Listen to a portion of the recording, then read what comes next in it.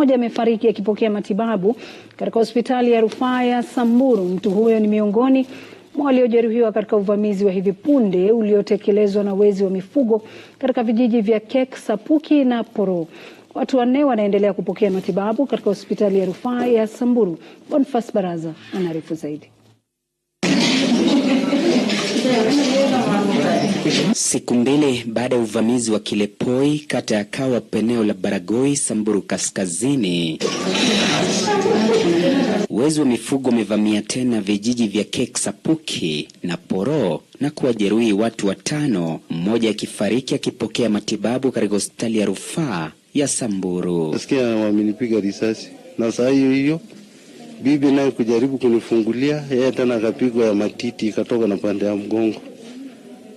Sasa kutoka hapo nilikuwa na maumivu, nilijipata tu nimeletwa hadi na ambulance hadi referral lab. Referral imejaa cases ya kupigwa marisasi. Sisi wa Samburu hatuendi kufamia watu, tunakuja kufamia kwa manyumbani yetu. Sasa tutazidi hadi kila siku tu tunawawa, hakuna serikali hashikui hatua.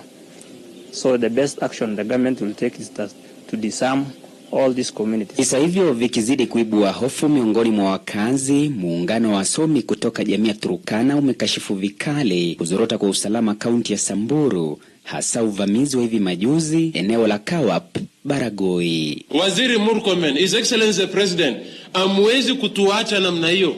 Tunauana namna hiyo. Hatuwezi kuendelea kuuana namna hiyo. Wasamburu hawezi endelea kuwa Waturkana. Waturkana cannot continue doing the same kwa Wasamburu. Tumechoka. Why is the government not coming in? Viongozi wananyamaza. We have lost people. We have lost livelihoods. In fact, cattle are over 5,000. We have lost 440 camels and 46 donkeys. So we are calling upon the government to come to our rescue.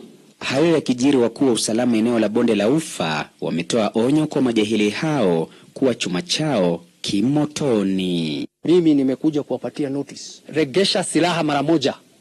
Usiporegesha, tumeanza kufanya kitu inaitwa profiling.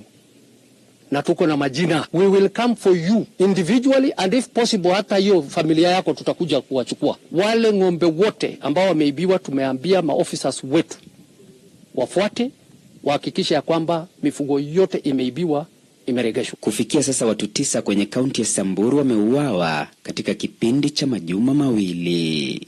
Wakuu wa usalama Bonde la Ufa wanapotoa onyo kwa majahili wa wizi wa mifugo, masuala yanayotawala bongo za wengi hapa